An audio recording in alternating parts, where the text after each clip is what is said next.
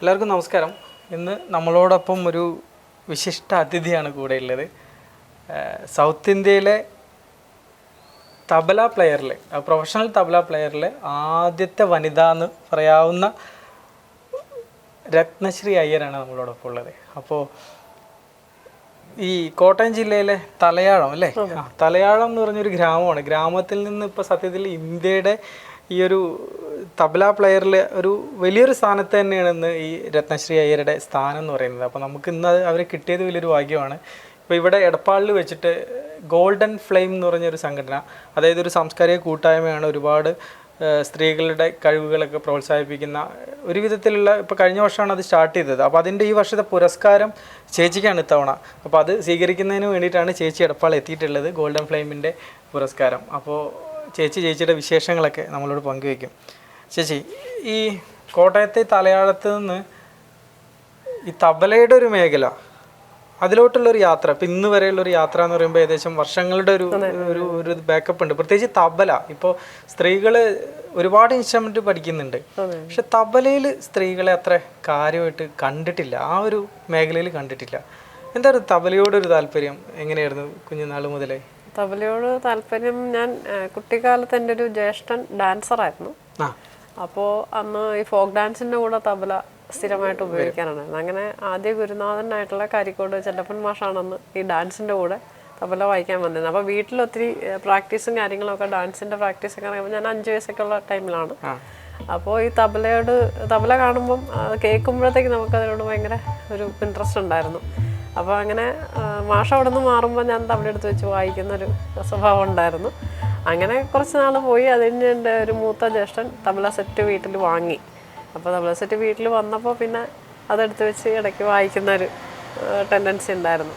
ശരിക്കും അങ്ങനെയാണ് ഇതിലേക്ക് കടന്നു വരുന്നത്. പിന്നെ ഈ ഡാൻസിൻ്റെ പാട്ടുകൾക്ക് ഇങ്ങനെ തബല കേട്ടിട്ടാണ് നമുക്ക് ആദ്യം ഇൻട്രസ്റ്റ് വരുന്നത്. അപ്പോൾ അതിൽ കുറേ ചൊല്ലുകളും കാര്യങ്ങളും ഒക്കെ ഉണ്ടാവുമല്ലോ ഡാൻസ് ആകുമ്പോൾ. അപ്പോൾ അങ്ങനെ കേട്ടാണ് ശരിക്കും അതിനോടൊരു താല്പര്യം തോന്നുന്നത്. ജന്മന ഒരു താളബോധം കിട്ടിയിട്ടുണ്ട് അല്ലേ? പിന്നെ എല്ലാ താളത്തിലുള്ള പാട്ടുകൾക്കും ഞാൻ പഠിക്കാതെ തന്നെ ഒന്ന് വായിച്ചിരുന്നു. അതെ, കേൾക്കുമ്പോൾ വായിക്കാനായിട്ട് തോന്നും. അപ്പോൾ അന്ന് കാസറ്റാണല്ലോ, അപ്പോൾ കാസറ്റ് ഇട്ടിട്ട് ആ പാട്ട്, സിനിമാ പാട്ടിന്റെ കൂടെയൊക്കെ വെറുതെ ഇങ്ങനെ വായിച്ചിരിക്കുമായിരുന്നു, പഠിക്കാതെ. തബല പ്ലേ ചെയ്യുന്നത് കണ്ടിട്ടുണ്ടോ? ഐ മീൻ ഈ ഡാൻസിന്റെ കൂടെ മാസ്റ്റേഴ്സ് അന്നത്തെ പ്ലേ ചെയ്യുന്നത് അതാണ് കാണുന്നത്, അതാണ് ആദ്യം കണ്ടു പഠിക്കുന്നത്. അതെ അതെ അതെ, ആ പാട്ടുകളൊക്കെ ഇപ്പോഴും നമ്മുടെ മനസ്സിലിങ്ങനെ നിൽക്കുന്നുണ്ട്, താളത്തിൽ നിൽക്കുന്നുണ്ട്. അതെ അതെ അതെ. അപ്പോൾ അത് കേട്ടിട്ട് ഇങ്ങനെ വായിക്കാനായിട്ട് ശ്രമിച്ചു.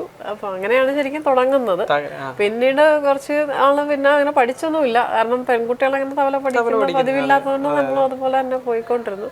അങ്ങനെ ഒരു 7ാം ക്ലാസ്സിലൊക്കെ പഠിക്കുമ്പോൾ ദൂരദർശനിൽ സാക്കിർ ഹുസൈൻ്റെ ഒരു സോളോ കാണാനിടയായി. അപ്പോൾ തോന്നി ആ വർഷം നമ്മൾ യൂത്ത് ഫെസ്റ്റിവലിൽ പങ്കെടുത്താലോ എന്നുള്ളൊരു ആഗ്രഹം തോന്നി. അങ്ങനെ ആ ഒരു 10 മിനിറ്റ് സ്വന്തമായിട്ട് സെറ്റ് ചെയ്തിട്ട് ചേട്ടനും കൂടി ഹെൽപ്പ് ചെയ്തു. പഠിച്ചിട്ടൊന്നുമില്ല. അന്ന് വായിക്കുന്നത് വെച്ചാല് ശരിക്കും തബല സോളോയില് തബല കോമ്പോസിഷനൊക്കെയാണ് വായിക്കേണ്ടത്, പക്ഷെ നമുക്കിതൊന്നും അറിയില്ല. അപ്പോൾ അന്ന് ചെയ്യുന്ന വെച്ചാൽ പാട്ടുകളുടെ കുറേ നടകളൊക്കെ ഇങ്ങനെ കോർത്തിണക്കി അവസാനം കുറച്ച് വെല്ലുകളൊക്കെ സെറ്റ് ചെയ്ത് അങ്ങനെ ഒരു 10 മിനിറ്റ് സ്കൂളിൽ പങ്കെടുക്കുകയാണ് ചെയ്തത്. അപ്പോൾ അത് സ്കൂളിലൊക്കെ ഭയങ്കര അത്ഭുതമാണ്, കാരണം അതുപോലത്തെ ഒരു ഗ്രാമവും കൂടിയാണല്ലോ. അങ്ങനെ ഇതുവരെ കണ്ടിട്ടില്ല. അത് പിന്നെ ഇതുപോലെ സോഷ്യൽ മീഡിയാസും കാര്യങ്ങളൊന്നുമില്ല. അപ്പോൾ അങ്ങനെ സ്കൂളിൽ വായിച്ച് പ്രൈസ് കിട്ടി. അതിനുശേഷം പിന്നെ സബ് ജില്ലയിലേക്ക് പോകണമല്ലോ എന്ന് വന്നപ്പോഴാണ് അച്ഛൻ ആദ്യ ഗുരുനാഥനായിട്ടുള്ള കാരിക്കോട് ചെല്ലപ്പൻ മാഷിൻ്റെ കീഴിൽ പഠിക്കാൻ വേണ്ടി കൊണ്ടാക്കുന്നത്. അതിൻ്റെ ശരിക്കും ലക്ഷ്യം എന്ന് പറയുന്നത് ഇതുപോലെ സീരിയസ് ആയിട്ട് പഠിക്കുന്നൊന്നും വിചാരിച്ചിട്ടില്ല. അപ്പോഴത്തെ യൂത്ത് ഫെസ്റ്റിവൽ പർപ്പസിന് വേണ്ടിയിട്ടാണ് നമ്മളന്ന് പഠിക്കാൻ തുടങ്ങുന്നത്. മാഷിന്റെ അടുത്ത് ഏകദേശം 8 വർഷത്തോളം പഠിച്ചു. ഏത് ക്ലാസ്സിൽ പഠിക്കുമ്പോഴാണ്? 7ാം ക്ലാസ്സിൽ പഠിക്കുമ്പോൾ. പിന്നീട് വിദ്യാഭ്യാസം അതെ, വിദ്യാഭ്യാസത്തിന്റെ ഒപ്പം തന്നെ ഞാൻ സൈഡായിട്ട് പഠിച്ചുകൊണ്ടിരുന്നു. അപ്പൊ അതിന് സ്കൂൾ കാലഘട്ടത്തിൽ ഈ യൂത്ത് ഫെസ്റ്റിവലിന്റെ ടൈമിന് മാത്രമാണ് ക്ലാസ്സിന് പോയിക്കൊണ്ടിരുന്നത്. അത് കഴിഞ്ഞ് 10ാം ക്ലാസ് കഴിഞ്ഞ് പ്രീ ഡിഗ്രി കഴിഞ്ഞതിന് ശേഷം ഞാൻ ദേവസ്വം ബോർഡ് കോളേജ് തല്ലപ്പറമ്പ് ഡിഗ്രിക്ക് ജോയിൻ ചെയ്തത്. അപ്പൊ ആ ഡിഗ്രിയുടെ സമയത്ത് ഈ തല്ലപ്പറമ്പിലേക്ക് പോകുന്ന വഴിയാണ് മാഷിന്റെ ഒരു ഷോപ്പുണ്ട്, തബലയൊക്കെ റിപ്പയർ ചെയ്യുന്നത്. അപ്പൊ അങ്ങനെ തിരിച്ചു വരുന്ന വഴി അവിടെ ഇറങ്ങും. അങ്ങനെ ക്ലാസ് റെഗുലറായി. അങ്ങനെ ശരിക്കും ഡിഗ്രിക്ക് പഠിക്കുമ്പോഴാണ് ക്ലാസ് റെഗുലറായിട്ട് മുമ്പോട്ട് പോകാൻ തുടങ്ങി. അപ്പോൾ ശരിക്കും വീട്ടിൽ ആരും വിചാരിച്ചില്ല അത് ഞാൻ റെഗുലറായിട്ട് പിന്നെ പഠിക്കാൻ പോകുന്നുള്ളത്. പിന്നെ ഞാൻ ആരുടെ ഹെൽപ്പ് വേണ്ടല്ലോ. അപ്പോൾ കോളേജിൽ നിന്ന് വരുന്ന വഴി അവിടെ ഇറങ്ങും, അങ്ങനെ പഠിച്ചിട്ട് തിരിച്ച് വീട്ടിൽ പോകും. അങ്ങനെ ഒരു ഒരു പെൺകുട്ടിയാണ് തബല പഠിക്കുന്നത്. അപ്പൊ ഈ തബലയിൽ എത്ര കണ്ട് ഫ്യൂച്ചർ ഉണ്ടാവുന്നൊന്നും ചിന്തിച്ചിട്ടില്ല. ഇതൊരു താല്പര്യത്തിന് ചിന്തിച്ചിട്ടില്ല. വീട്ടിൽ എങ്ങനെയായിരുന്നു അച്ഛനും അമ്മ അവരുടെ ഒരു സപ്പോർട്ട് എന്ന് പറയുന്നത്? അവര് എതിർപ്പൊന്നും പഠിക്കാൻ നല്ല രീതിയിൽ. അതെ അതെ അതെ. പിന്നെ യൂണിവേഴ്സിറ്റി ഫെസ്റ്റിവലുകളിലൊക്കെ പങ്കെടുത്തപ്പോഴും പ്രൈസ് കിട്ടി. MSc കെമിസ്ട്രിയാണ് പഠിച്ചത്. MSc കെമിസ്ട്രി ഈ ഒരു മാച്ച് അല്ല. ശരിക്കും കൂട്ടിക്കഴിഞ്ഞാൽ നമുക്ക് ആലോചിക്കാം 7ാം ക്ലാസ് മുതൽ 10ാം ക്ലാസ് വരെ സ്കൂൾ ടൈം. അതിൽ റെഗുലർ ക്ലാസ് നടന്നിട്ടില്ല, പക്ഷെ ഇടയ്ക്കിടയ്ക്ക് ക്ലാസ് നടന്നു. പിന്നെ പ്രീ ഡിഗ്രി 2 വർഷം പോയി, അപ്പൊ തന്നെ 5 വർഷമായി. പിന്നെ ഡിഗ്രിയും PG വന്നപ്പോ 5 വർഷമായി. അപ്പൊ ടോട്ടൽ 10 വർഷമായിട്ട് മാഷിന്റെ കീഴിൽ തന്നെയാണ് നമ്മൾ പഠിച്ചത്. അപ്പം എൻ്റെ PG ഒക്കെ കഴിയുന്ന സമയത്ത് ഇങ്ങനെ ടീച്ചിങ് പ്രൊഫഷനായിരുന്നു കുറച്ചു കാലം. ആ സമയത്താണ് മാഷ് ഇങ്ങനെ പറഞ്ഞു കൂടുതലായിട്ട് പഠിക്കാനായിട്ട് ഒരു വേറെ ഗുരുനാഥനെ കണ്ടെത്തണം എന്നൊക്കെ പറഞ്ഞു. അങ്ങനെ വെള്ളൂരുള്ള ഒരു ഇൻസ്റ്റിറ്റ്യൂട്ടിൽ മാഷ് പഠിപ്പിക്കുന്നുണ്ടായിരുന്നു. അവിടുത്തെ സാർ ആന്ധ്രക്കാരനായിരുന്നു. അപ്പോൾ ആന്ധ്രയിൽ അദ്ദേഹം നാട്ടിൽ ചെന്നപ്പോൾ അദ്ദേഹത്തിൻ്റെ ഒരു സുഹൃത്തായിട്ടുള്ള ശ്രീ ജയകാന്ത് എന്ന് പറയുന്ന അദ്ദേഹത്തെ കണ്ടുമുട്ടി. അദ്ദേഹം അപ്പോൾ അവിടെ ഒരു കോളേജിൽ തബല ലെക്ചറായിരുന്നു. അപ്പോൾ അദ്ദേഹത്തിന് ഞങ്ങളെല്ലാം അറിയാവുന്നത് കൊണ്ട് ഈ സാറിനോട് ഞങ്ങളെക്കുറിച്ച് പറയുകയും പിന്നീട് ആ പഠനം തുടരാനായിട്ട് ഞങ്ങൾക്ക് ഒരു അവസരം അങ്ങനെയാണ് കിട്ടുന്നത്. അപ്പോൾ ശരിക്കും ഞങ്ങളുടെ മാഷ് വഴി തന്നെയാണ് ആ ഒരു കണക്ഷൻ. MSc കഴിഞ്ഞു, കുറെ ടീച്ചിങ് മേഖലയിൽ പോയി അല്ലേ? ടീച്ചിങ് മേഖലയിൽ പിന്നെ അവിടെ നിന്ന് ശരിക്കും 2007 ഹൈദരാബാദ് പിന്നെ പഠിക്കാൻ പോകുന്നത് ഈ ജയകാന്ത്. അപ്പോൾ ഈ ടീച്ചിങ് പിന്നെ പെട്ടെന്ന് ഉപേക്ഷിക്കാൻ വീണ്ടും ഈ തബലയിലേക്ക്? ശരിക്കും ഞാൻ പഠിപ്പിക്കുന്ന സമയത്ത് ഈ തബലയെക്കുറിച്ച് കുറേ ബുക്കുകളൊക്കെ വായിക്കുമായിരുന്നു. നമ്മൾ ഡിപ്പാർട്ട്മെന്റിൽ ഇരിക്കുന്ന സമയത്ത് ബുക്കുകളൊക്കെ വായിച്ചപ്പോൾ ഇതിൽ ഒത്തിരി കാര്യങ്ങളുണ്ടെന്നുള്ള മനസ്സിലായി. അപ്പോൾ അങ്ങനെ അതിനോടുള്ള ഇൻട്രസ്റ്റ് കൂടി. അങ്ങനെയാണ് ശരിക്കും പറഞ്ഞാൽ അതിലേക്ക് കൂടുതൽ. പിന്നെ ഇടക്കാലത്ത് എനിക്ക് തൊണ്ടയ്ക്കൊരു സുഖമില്ലാതെ വന്നായിരുന്നു, സ്ട്രെയിൻ കൂടിയിട്ട്. അപ്പോൾ ഡോക്ടർ പറഞ്ഞു കുറച്ച് നാളത്തേക്ക് ക്ലാസ്സുകൾ ഒഴിവാക്കാനായിട്ട് പറഞ്ഞായിരുന്നു. അപ്പോൾ ആ ഒരു ടൈമിൽ കൂടുതലായിട്ട് ഞാൻ തബലയിലേക്ക് പോയി കോൺസെൻട്രേറ്റ് ചെയ്തു. പിന്നെ പിന്നെ പ്രോഗ്രാമുകളൊക്കെ കിട്ടി തുടങ്ങി. പ്രൊഫഷണലായിട്ട് വരാം എന്നുള്ളൊരു തീരുമാനത്തിലെത്തി? അങ്ങനെ തീരുമാനിച്ചിട്ടില്ല, പക്ഷെ എനിക്ക് പ്രോഗ്രാമുകളൊക്കെ കിട്ടി തുടങ്ങിയപ്പോൾ ഓട്ടോമാറ്റിക്കായിട്ട് കൂടുതലായിട്ട് പഠിക്കാൻ വേണ്ടിയിട്ട്. അപ്പോൾ നമ്മൾ കേരളത്തിൽ ഇപ്പോൾ തബലയെ സംബന്ധിച്ച് ഇപ്പോൾ കർണാടകയിലധികം ഉണ്ടെങ്കിലും കൂടിയിട്ട് ഹിന്ദുസ്ഥാനി ഇൻസ്ട്രുമെന്റ് ആണല്ലോ അല്ലെ? തബല എന്ന് പറയുന്നത് ഹിന്ദുസ്ഥാനി ഇൻസ്ട്രുമെന്റാ. അപ്പൊ നോർത്തിലാണ് ഏറ്റവും കൂടുതൽ ഇതിന്റെ ഒരു പ്രാധാന്യം, ഇതിന്റെ പെർഫോമൻസ് ഏറ്റവും കൂടുതൽ കണ്ടിട്ടുള്ളത് അവിടെയാണ്. അപ്പോ ഇവിടെ പക്ഷെ വായിച്ചിരുന്നു, ഇവിടെ കർണാടകിന്റെ കൂടെയൊക്കെ വായിച്ചിരുന്നു. ഇൻസ്ട്രുമെന്റൽ ചെറിയ ചെറിയ പ്രോഗ്രാമിനൊക്കെ ആദ്യകാലത്ത് തന്നെ വായിക്കാൻ തുടങ്ങിയിരുന്നു. അങ്ങനെയാണ് പ്രോഗ്രാമുകൾ ആദ്യം ശരിക്കും പറഞ്ഞാൽ വൈക്കം വിജയലക്ഷ്മിയുടെ പ്രോഗ്രാമൊക്കെ ആദ്യകാലത്ത് കുറെ അധികം പോയിട്ടുണ്ട്, അങ്ങനെ വായിച്ചിട്ടുണ്ട്. ഇതില് ഈ ഒരു മേഖലയിൽ ഇങ്ങനെ വരുമ്പോ സ്ത്രീകളെ സംബന്ധിച്ചിട്ട് ഇതൊരു എത്ര കണ്ട് പ്രാക്ടിക്കലാണ് സത്യത്തിൽ തബല ഈ ഇൻസ്ട്രുമെന്റ്? ഇപ്പോ ഒരുപാട് ഒത്തിരി സ്ട്രഗിൾ ചെയ്തിട്ടുണ്ട്, ഒത്തിരി റിസ്ക്കും കാര്യങ്ങളൊക്കെ. കാരണം രാത്രികളിലാണ് കൂടുതൽ പ്രോഗ്രാം അങ്ങനെയൊക്കെ. പിന്നെ ഒത്തിരി നമ്മൾ പല ആൾക്കാരുടെ കൂടെ പ്രാക്ടീസ് ചെയ്താൽ മാത്രമേ നമുക്ക് ഡെവലപ്പ് ചെയ്യാൻ പറ്റുള്ളൂ, പല മ്യൂസീഷ്യൻസിന്റെ കൂടെ. അങ്ങനെ കുറെ ട്രാവൽ ചെയ്തിട്ടുണ്ട് ഒത്തിരി. ഹിന്ദുസ്ഥാനിയിൽ നമുക്ക് വേണമെങ്കിൽ കേരളത്തിൽ ഓപ്പർച്യൂണിറ്റി കുറവാണ്. അതെ, അതുകൊണ്ടാണ് നമ്മൾ കൂടുതലും ട്രാവൽ ചെയ്യേണ്ടി വന്നത്. പിന്നെ ഈ ഇതിന്റെ ഒരു മെയ്വഴക്കം എന്ന് പറഞ്ഞൊരു സാധനം ഇപ്പൊ കൈയാണ് ഏറ്റവും കൂടുതൽ ഉപയോഗിക്കുന്നത്. ഏറ്റവും കൂടുതൽ ഇരുന്നുകൊണ്ടിട്ടുള്ള ഇരുന്നിട്ടല്ലേ കൂടുതൽ പ്ലേ വരുന്നത് കൂടുതലും അതല്ലേ? അതിപ്പോ ബോഡി സ്ട്രെയിൻ ചെയ്യുന്നത് അതുകൊണ്ടാണോ സ്ത്രീകൾ കൂടുതൽ ഇതിന് വരാത്തത്? എന്താണ് സ്ത്രീകൾക്ക് ഈ മേഖലയിലോട്ട് വരാനുണ്ട്? ഇതാണ് മെയിൻ ആയിട്ടുള്ള കാര്യം. അതായത് നമ്മൾ അതിനകത്ത് ഒത്തിരി റിസ്കുകളുണ്ട്. പറഞ്ഞ പോലെ നമ്മൾ യാത്ര, അതായത് രാത്രി കാലങ്ങളിലാണല്ലോ നമ്മൾ കൂടുതൽ പ്രോഗ്രാംസ് ഒക്കെ രാത്രി. ഇപ്പോഴാണ് കുറച്ച് പ്രൈവറ്റ് പ്രോഗ്രാംസ് ഒക്കെ ഉള്ളതുകൊണ്ട് ഡേ ടൈമിലും കൂടി ഇപ്പോൾ പ്രോഗ്രാംസ് ഉണ്ട്. പക്ഷെ പണ്ടൊക്കെ എന്ന് വെച്ചാൽ ഈ സന്ധ്യ കഴിഞ്ഞുള്ള പ്രോഗ്രാംസ് മാത്രമേ ഉള്ളൂ. അപ്പോൾ എപ്പോഴും വീട്ടിൽ നിന്ന് ഒരാൾ കൂടെ പോകണം. അപ്പം അങ്ങനെയൊക്കെയുള്ള ബുദ്ധിമുട്ടുകളാണ് കൂടുതലായിട്ട്. പിന്നെ കൈ ആദ്യമൊക്കെ നല്ല സ്ട്രെയിൻ ഉണ്ടാവും, ഷോൾഡറും ഒക്കെ. ഇപ്പോഴും എനിക്ക് ഷോൾഡർ പെയിൻ ഉണ്ട്. നമ്മൾ അതിൽ ഒത്തിരി കാര്യങ്ങൾ ശ്രദ്ധിക്കണം. നമ്മൾ ഇരിക്കുന്ന പൊസിഷൻ, അതെ അതെ, ഇരിക്കുന്ന പൊസിഷനൊക്കെ കൃത്യമായിട്ട് നമ്മൾ അന്ന് ആദ്യകാലം മുതലേ ശ്രദ്ധിച്ചില്ല എന്നുണ്ടെങ്കിൽ നമുക്ക് ഭയങ്കര ബുദ്ധിമുട്ടായിരിക്കും പിന്നീട്. അത് നമ്മൾ ആദ്യത്തെ കാലത്ത് അത് അറിയില്ല, പക്ഷേ പൊസിഷനൊക്കെ ആദ്യമേ തന്നെ കറക്റ്റ് ആണെങ്കിൽ വലിയ പ്രോബ്ലം വരില്ല. ഒരു സോളോ എന്ന് പറയുന്ന ഒരു സോളോ പെർഫോമർ എന്നുള്ള രീതിയിലേക്ക് ചേച്ചി വരുന്നത് ഏത് കാലഘട്ടത്തിലാണ് ശരിക്കും? അതായത് നമുക്കൊരു കോൺഫിഡൻറ്റ് തോന്നുമല്ലോ, നമ്മൾ പ്ലേ ചെയ്യാൻ നമ്മൾ ആയിട്ടുണ്ട് എന്നൊരു ഫസ്റ്റിലൊരു കോൺഫിഡൻറ്റ് വരുമല്ലോ, ആ ഒരു സിറ്റുവേഷൻ എപ്പോഴായിരുന്നു? ശരിക്കും പറഞ്ഞാൽ ഞാൻ ഹൈദരാബാദിൽ പോയി പഠിക്കാൻ തുടങ്ങിയതിന് ശേഷം എനിക്ക് ഏത് പ്രോഗ്രാമിനും ഇവിടുത്തെ ഏത് പ്രോഗ്രാമിനും വായിക്കാന്നുള്ളൊരു ധൈര്യമായി. പക്ഷേ ഹിന്ദുസ്ഥാനി മ്യൂസിക്കിൻ്റെ കൂടെ ഇരിക്കാനുള്ളൊരു ധൈര്യമൊന്നുമില്ല. ഇവിടെ കൂടുതൽ അന്നുണ്ടായിരുന്ന ഭക്തിഗാനമുള്ള പ്രോഗ്രാമിനൊക്കെയാണ് ഞാൻ കൂടുതൽ വായിച്ചിരുന്നത്. അപ്പോൾ അതിനുശേഷം പിന്നെ സോളോയുടെ ഒരു ഇതിനെക്കുറിച്ചൊക്കെ അറിയുന്ന വളരെ വൈകിയ. തബല സോളോ ചെയ്യാൻ പറ്റും, നമ്മൾ ഈ 10 മിനിറ്റ് സെറ്റ് ചെയ്ത് വായിക്കൽ അങ്ങനെയൊക്കെ ഉണ്ടായിരുന്നുള്ളൂ. യൂത്ത് ഫെസ്റ്റിവലിനാണെങ്കിലും അങ്ങനെയല്ലേ വായിക്കുന്നുള്ളൂ. അതിനുശേഷം പിന്നെ ഓരോന്നൊക്കെ ഈ യൂട്യൂബിലൊക്കെ കാണാൻ തുടങ്ങി. അങ്ങനെയാണ്. കാരണം സോഷ്യൽ മീഡിയ ആ സമയത്ത് വരുന്നേ ഉള്ളൂ. ആ സമയത്ത് നമ്മൾ ഇൻ്റർനെറ്റ് കഫേ പോയിരുന്നിട്ടാണ് യൂട്യൂബ് സെർച്ച് ചെയ്യുന്നത്. അപ്പോൾ അങ്ങനെ ഒരു സമയത്താണ്. അപ്പോൾ അങ്ങനെ കുറേ സോളോ പ്രോഗ്രാമൊക്കെ കണ്ടു കഴിഞ്ഞിട്ട് 2010 ഞാൻ ഫസ്റ്റ് സോളോ പ്രോഗ്രാം ചെയ്യുന്നത് തൃശ്ശൂർ. സംഗീത നാടക അല്ല അത് ഫിലിപ്പ് മാഷിന്റെ ഓർമ്മയ്ക്കായിട്ട്. അതെ അതെ, ഫസ്റ്റ് സോളോ ആയിരുന്നു. എത്ര സമയം ഉണ്ടായിരുന്നു? 1 മണിക്കൂർ. 1 മണിക്കൂർ സോളോ. അതാണ് ശരിക്കൊരു സോളോയിലെ ഫുള്ളൊരു ഇതായിട്ട് സോളോ ആയിട്ട് ചെയ്യാൻ പറ്റും. പിന്നീട് ഒരുപാട് പ്രോഗ്രാംസ് പിന്നീട് ഒത്തിരി. അതെ അതെ. പിന്നെ അതിനുശേഷം ഞാൻ തബലയിൽ വിശാരദ ചെയ്തു. അത് പ്രൊഫസർ മനോഹർ കെഷ്കർ എന്ന് പറഞ്ഞ അദ്ദേഹം തിരുവനന്തപുരത്ത് അദ്ദേഹത്തിന് ഒരു സെന്റർ ഉണ്ടായിരുന്നു ഈ എക്സാം ഒക്കെ ചെയ്യുന്ന. അവിടെ മുംബൈയിലെ അഖിൽ ഭാരതീയ ഗന്ധർവ മണ്ഡലം എന്ന് പറഞ്ഞ അവരുടെ കോഴ്സുകൾ ചെയ്യാറുണ്ടായിരുന്നു. അങ്ങനെ സാറിൻ്റെ കീഴിലാണ് വിശാരദ ചെയ്തത്. പിന്നെ ഈ ഹൈദരാബാദിൽ നിന്ന് വന്ന ആ ഇടയ്ക്ക് തൃപ്പൂണിത്തുറ ഒരു ഭാരതീയ സംഗീത വിദ്യാലയം ഉണ്ടായിരുന്നു. അവിടെ ഉസ്താദ് ഫയാസ് ഖാൻ സാറ് വോക്കൽ അതുപോലെ തബല എല്ലാം പഠിപ്പിക്കുന്നുണ്ട്. അപ്പോൾ അവിടെയും കുറേ നാൾ ക്ലാസ്സുകൾ നമ്മൾ അറ്റൻഡ് ചെയ്തു. അങ്ങനെ എനിക്ക് ഈ മനോഹർ കേഷ്കർ സാറ് നമ്മൾ ഒത്തിരി ഹെൽപ്പ് ചെയ്തിട്ടുണ്ട്. അപ്പോൾ സാറിനോട് ഞാൻ പറഞ്ഞു നമുക്ക് MA ചെയ്യാൻ എന്തെങ്കിലും മാർഗമുണ്ടോ എന്ന് ചോദിച്ചു. അപ്പം അങ്ങനെയാണ് സാറ് കൊല്ലാപ്പൂർ ശിവാജി യൂണിവേഴ്സിറ്റിയിൽ. അപ്പോൾ സാറ് പറഞ്ഞ ഒരു ലെറ്റർ തരാം, അവിടെ പോയി നോക്കൂ എന്ന് പറഞ്ഞു. പിന്നെ അവിടെ പോയി MA ചെയ്തു. അതെ അതെ. അങ്ങനെയാണ്. ഈ തബല വായിക്കുമ്പോഴേ ഇപ്പം ഞാൻ ഏറ്റവും കൂടുതൽ ചേച്ചിയുടെ പ്ലേ കണ്ടിട്ടുള്ള കൂടുതൽ ഇപ്പം നമ്മുടെ നാട്ടിൽ ഇവിടെ വന്നിട്ട് തന്നെയാണ് പെടപ്പാള് സന്തൂറിന്റെ കൂടെ. ഈ ഇപ്പൊ സന്തൂറിന്റെ കൂടെ തബല സന്തൂർ എന്നും മലയാളിക്ക് അധികം പരിചയമില്ലാത്തൊരു ഇൻസ്ട്രുമെന്റ് ആണ്. അത് നോർത്ത് ഇന്ത്യൻ ആണ് അല്ലെ, കാശ്മീരി സംഗീതമാണ്. അതിന്റെ കൂടെ തബല വായിക്കുന്നതാണ് കണ്ടത്. പക്ഷെ ശരിക്കും അതൊരു രണ്ടും കൂടുതൽ ചേരാൻ എങ്ങനെ, അത് സന്തൂറിന്റെ കൂടെ തബല വായിക്കാന്ന് പറയുന്നുണ്ട്, അതേപോലെ സിത്താറിന്റെ കൂടെ തബല വായിക്കുന്നുണ്ട്. നമുക്ക് ഇതില് ഹിന്ദുസ്ഥാനിയുടെ മെയിൻ ഒരു പ്രത്യേകത വെച്ചാൽ ഓരോന്നിന്റെ കൂടെ വായിക്കുമ്പോൾ അതിൻ്റെതായ ഒരു ശൈലി നമ്മൾ ഫോളോ ചെയ്യും. ഏറ്റവും ടഫായിട്ട് തോന്നിയിട്ടില്ല ഏത് ഇൻസ്ട്രുമെന്റിന്റെ കൂടെ വായിക്കാനാ? ടഫായിട്ട് ശരിക്കും വോക്കലാണ് ഏറ്റവും ടഫ് എന്നാണ് എനിക്ക് തോന്നിയിട്ടുള്ളത്. കാരണം അതെന്ന് വെച്ചാൽ നമുക്ക് അതിനകത്ത് വാദന സ്വാതന്ത്ര്യം ഒട്ടുമില്ല.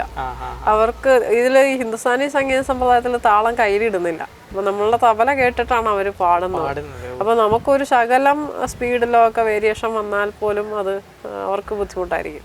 ഇപ്പോൾ ഒരു വനിത ഇത്തരം ഒരു മ്യൂസിക്കൽ ഇൻസ്ട്രുമെന്റിന്റെ ഒരു പ്രൊഫഷണൽ രംഗത്തേക്ക് വരുമ്പോൾ, ഇപ്പോൾ കേരളത്തിൽ നിന്ന്, ഇപ്പോൾ മലയാളി എന്നുള്ള രീതിയിൽ കേരളത്തിൽ നിന്ന് നമ്മുടെ സമൂഹത്തിൽ നിന്നുള്ളൊരു സപ്പോർട്ട് എങ്ങനെയാണ്? അതായത് ഇവിടെ നിന്ന് ഇത്തരം ഇത് അക്സെപ്റ്റ് ചെയ്യുന്നുണ്ടോ? അതായത് ഒരു തബലയിൽ ഒരു പ്രൊഫഷണലായിട്ട് ഒരാൾ പോവുക, അല്ലെങ്കിൽ തബല എന്നല്ല ഏത് ഇൻസ്ട്രുമെൻ്റ് ആയിക്കോട്ടെ. ഇപ്പോൾ തബല കുറച്ചുകൂടി ആളുകൾക്ക് അത്ര ജനകീയമാണെങ്കിൽ ഒരു സ്ത്രീ എന്നുള്ള രീതിയിൽ അത്ര ജനകീയമല്ല. ഇപ്പോൾ വയലിനായാലും ഗിറ്റാറായാലും ഇതൊക്കെ ഒരുപാട് സ്ത്രീകൾ ഇവിടെ പോപ്പുലർ ആയിട്ടുണ്ട്. പക്ഷേ തബലയ്ക്ക് അത്ര ഒരു പോപ്പുലാരിറ്റിയും കിട്ടിയിട്ടില്ല.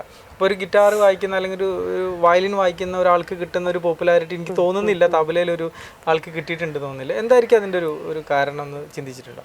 നമ്മൾ തബലയൊക്കെ ഇപ്പം ഞാൻ പോലും ആദ്യകാലത്ത് തബലയെ കാണുന്നത് ഇതൊരു ഗാനമേളയ്ക്ക് വായിക്കുന്ന ഇൻസ്ട്രുമെൻ്റ്. അതുപോലെ പണ്ട് കാലത്ത് കഥാപ്രസംഗത്തിന്, ഇപ്പം എൻ്റെ മാഷൊക്കെ കഥാപ്രസംഗത്തിൻ്റെ കൂടെയൊക്കെ വായിച്ചിട്ടുണ്ട്. ഈവൻ എൻ്റെ മാഷ് ഹിന്ദുസ്ഥാനി സമ്പ്രദായത്തിൽ പഠിച്ച ആളാണ്. എന്നിട്ട് പോലും അവർക്ക് കിട്ടിയിരുന്ന അവസരം എന്ന് പറയുന്നത് ഈ ഡാൻസിന് വായിക്കുക, കഥാപ്രസംഗത്തിന് വായിക്കുക, ഗാനമേളയ്ക്ക് വായിക്കുക, അങ്ങനെയുള്ള പ്രോഗ്രാം മാത്രമാണ് കിട്ടിക്കൊള്ളുന്നത്. അപ്പോൾ എനിക്കും ഞാൻ ഹൈദരാബാദിൽ പോയി പഠിച്ച് വരുന്ന സമയത്ത് ഞാൻ വായിച്ചിരുന്ന ഭക്തിഗാനമേളകളാണ്. അതിനപ്പുറത്തൊരു പ്രോഗ്രാം നമുക്ക് കിട്ടിയിട്ടില്ല. അപ്പോൾ അതെന്താ വെച്ചാൽ ഇവിടുത്തെ ഒരു കാഴ്ചപ്പാട് തബല ഒരു ലൈറ്റ് മ്യൂസിക്കിന് വായിക്കുന്ന ഇൻസ്ട്രുമെൻ്റ് എന്നുള്ളതായിരുന്നു പ്രധാനമായിട്ട്. പിന്നെ അതിൽ വന്ന വേറൊരു പ്രശ്നം എന്ന് പറയുന്നത് തബല സീരിയസ് ആയിട്ട് പഠിച്ചിട്ട് ചെയ്യുന്നവർ വളരെ കുറച്ച് പേരെ ഉണ്ടായിരുന്നുള്ളൂ. വളരെ കുറച്ച് പേരെന്ന് വെച്ചാൽ വിരലിപ്പോൾ ഫിലിപ്പ് മാഷ് അതിലൊരാളാണ്. അതുപോലെ കൊച്ചിയിൽ വെങ്കടേഷ് നായിക് മാഷ് എൻ്റെ ആദ്യ ഗുരുനാഥൻ്റെ ഗുരുനാണ്. അപ്പം അങ്ങനെ നമുക്ക് എടുത്തു പറയത്തക്ക കുറച്ച് ആൾക്കാർ മാത്രമാണ് ഇത് സീരിയസ് ആയിട്ട് പഠിച്ചിട്ട് അത് ഒരു ഉപാസനയായിട്ട് കൊണ്ടുപോയിക്കൊണ്ടിരുന്നത്. ആദ്യകാലങ്ങളിൽ ഈ മൃദംഗത്തിൻ്റെ ഒപ്പമൊക്കെ ആ താള പദ്ധതി പ്രകാരം പിടിച്ചു നിൽക്കാനൊക്കെ പാടായിരുന്നു. അപ്പോൾ സ്വാഭാവികമായിട്ടും ഇവിടെ ഉള്ളവർ ചിന്തിച്ചത് ഈ തബലയിൽ ഇങ്ങനത്തെ താളങ്ങളൊന്നുമില്ല, മൃദംഗത്തിലുള്ള പോലെ താളങ്ങളൊന്നുമില്ല, അത്ര കോംപ്ലിക്കേറ്റഡ് ആയിട്ടുള്ള സംഭവങ്ങളൊന്നുമില്ല എന്നൊക്കെ ഉള്ളൊരു കൺസെപ്റ്റായിരുന്നു ഇവിടെ എല്ലാവരുടെ. അത് ഒരു കാലത്ത് പിന്നെ തനിയാവർത്തനമൊക്കെ തബലയിൽ വായിച്ച് ചെയ്ത് കാണിച്ചതിന് ശേഷമാണ് ഇതിങ്ങനെയൊക്കെ കാര്യങ്ങളുണ്ട് എന്നൊക്കെ. കാരണം ഞാൻ ആദ്യമൊക്കെ തനിയാവർത്തനം വൈക്കം വിജയലക്ഷ്മിയുടെ പ്രോഗ്രാമിനാണ് ഞാൻ ഇടയ്ക്ക് വായിക്കുന്നത്. 2010 വൈക്കം വിജയലക്ഷ്മിയുടെ കുറേ പ്രോഗ്രാം. അപ്പം മൃദംഗത്തിൻ്റെ ഒപ്പമാണല്ലോ. മൃദംഗത്തിൻ്റെ കൂടെയൊക്കെ ആദ്യം തനിയാവർത്തനമൊക്കെ വായിക്കുമ്പോൾ എല്ലാവർക്കും ഭയങ്കര അത്ഭുതമാണ് തബലയിൽ ഇങ്ങനെയൊക്കെ വായിക്കാൻ പറ്റും എന്നുള്ളത്. അപ്പം അത് കുറേ കാലങ്ങൾ കൊണ്ടാണ് അങ്ങനെ. എന്നാൽ പഴയ ആൾക്കാർ ഒത്തിരി പേര്, ഇപ്പോൾ കിഷൻ മഹാരാജ്, അതുപോലെ സാക്കിറൂസിനാണ് ആദ്യമായിട്ട് കർണാടക സംഗീതത്തിൻ്റെ ഇത്രയും പോപ്പുലർ ആക്കിയത് കൂടെ വായിച്ചിട്ട്. അതുപോലെ തന്നെ അല്ലാറ ഖാൻ സാബ്, ഇവരെല്ലാവരും കർണാട്ടിക് മ്യൂസിക്കിന്റെ കൂടെ അക്കമ്പനി ചെയ്തിട്ടുണ്ട് പണ്ട് കാലത്ത്. പക്ഷെ അങ്ങനെയുള്ള റെക്കോർഡിങ്സ് ഒന്നും അവൈലബിൾ അല്ലല്ലോ, ആ ടൈമിൽ അവൈലബിൾ അല്ല. അതൊക്കെ ഇപ്പോഴാണ് യൂട്യൂബിൽ നിന്നൊക്കെ എല്ലാവരും കാണാൻ തുടങ്ങിയത്.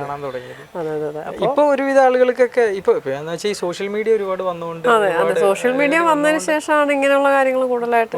മറ്റ് സാക്കിർ ഹുസൈൻ ഇപ്പൊ കുന്നക്കുടിയായിട്ട് വായിച്ച കാസറ്റ് വരുമായിരുന്നു, അപ്പോഴാണ് അതറിയുന്നത്. അങ്ങനെയുള്ള ഒരു കുറെ താമസം വന്നു തബല സീരിയസ് ആയിട്ട് ഇപ്പൊ ഒത്തിരി പേര് സീരിയസ് ആയിട്ട് പഠിക്കാൻ തുടങ്ങി. തബലയുടെ ഒരു പ്രത്യേകത ഞാൻ ചോദിക്കുന്നത് വരുമാനം. ഇപ്പൊ ഒരു പ്രൊഫഷണൽ ആയിട്ട് ഒരാൾ പഠിച്ചാൽ അയാൾക്ക് ജീവിക്കാനുള്ള ഒരു വരുമാനം എന്നുള്ള രീതിയിൽ നമുക്കിത് പഠിക്കാൻ പറ്റും. ഇനിയുള്ള കാലം ബുദ്ധിമുട്ടായിരിക്കും എന്നാ എനിക്ക് പറയാൻ പറ്റുന്നുള്ളൂ. കാരണം ശരിക്കും ഞാനിത് പ്രൊഫഷനാക്കാൻ ഉദ്ദേശിച്ചിരുന്നതല്ല. പിന്നെ എൻ്റെ ഗുരുനാഥന്മാരെ നോക്കുവാണെങ്കിലും എൻ്റെ ആദ്യ ഗുരുനാഥൻ മാത്രമാണ് പ്രൊഫഷനായിട്ട് എടുക്കുന്നതിനോട് യോജിപ്പുണ്ടായിരുന്നുള്ളൂ.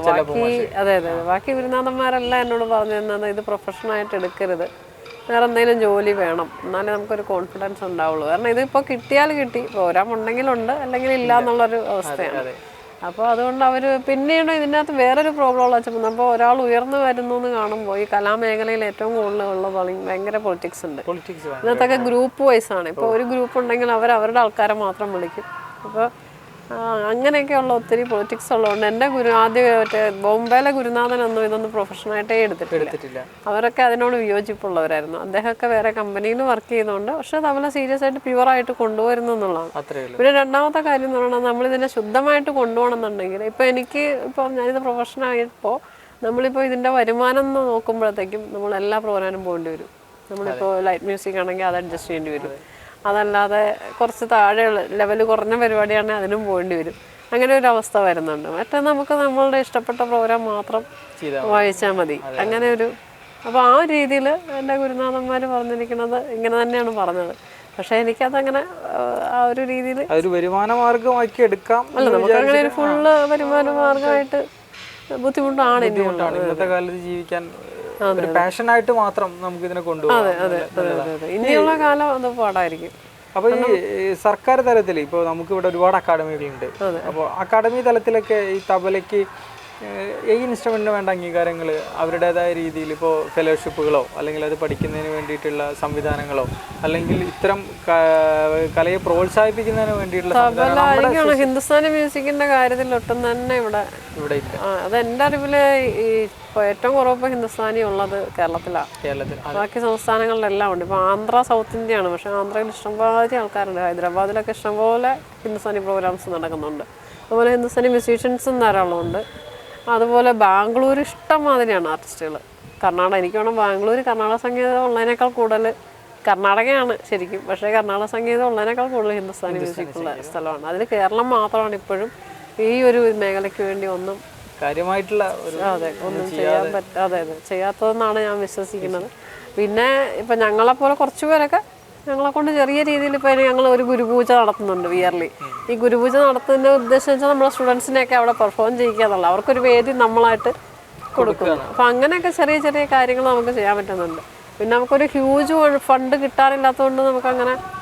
പിന്നെ കൂടുതൽ പേരും കർണാടക സംഗീതം ഇഷ്ടപ്പെടുന്നവരാണ്. ഇവിടെ കൂടുതൽ പ്രൊമോഷൻ നടക്കുന്നത് എല്ലാ സഭയിലും. നമ്മളിപ്പോൾ ഒരു സഭയിൽ ഒരു റിക്വസ്റ്റ് കൊടുത്തിട്ട് ഞങ്ങൾക്കൊരു ഹിന്ദുസ്ഥാനി പ്രോഗ്രാം ചെയ്യണം എന്ന് ആവശ്യപ്പെട്ട് കഴിഞ്ഞാൽ അവർ ആദ്യം പറയുന്ന മറുപടി ഞങ്ങൾ കർണാടക സംഗീതം മാത്രമേ ഇവിടെ ചെയ്യാറുള്ളൂ. ഈ മറുപടിയാണ് പല സ്ഥലത്തു നിന്നും. ഇപ്പോൾ പുറത്തുനിന്ന് വരുന്ന ഒരു ആർട്ടിസ്റ്റിന് വേണ്ടിയാണെങ്കിലും നമ്മൾ റിക്വസ്റ്റ് ചെയ്ത് കഴിഞ്ഞാൽ ഇങ്ങനെ കട്ട് ഓഫ് ആയിട്ട് പറയുന്ന ആൾക്കാരുണ്ട്. ചേച്ചി പഠിപ്പിക്കുന്നുണ്ടോ? തബല പഠിപ്പിക്കുന്നു. ക്ലാസ് ഉണ്ടോ? എവിടെയാ? ഞാൻ ആ വീട്ടിൽ തന്നെ പഠിപ്പിക്കുന്നുണ്ട്. ഇൻസ്റ്റിറ്റ്യൂട്ടുകൾ പഠിപ്പിക്കുന്നുണ്ട്. കുട്ടികൾ താല്പര്യമായിട്ട് വരുന്നുണ്ടോ? പുതിയ തലമുറ തബലയോട് താല്പര്യമായിട്ട് വരുന്നുണ്ട്. പക്ഷേ ഇപ്പോൾ പഴയ പോലെ അങ്ങ് ഡെഡിക്കേഷൻ നമ്മൾ എക്സ്പെക്ട് ചെയ്തിട്ട് കാര്യമില്ല എന്നുള്ളതാണ് എനിക്ക് മനസ്സിലായത്. ഇപ്പം ഞങ്ങളൊക്കെ പഠിച്ച കാലഘട്ടത്തിലുള്ള ഒരു ഡെഡിക്കേഷനൊന്നും ഇനി ഉണ്ടാവില്ല.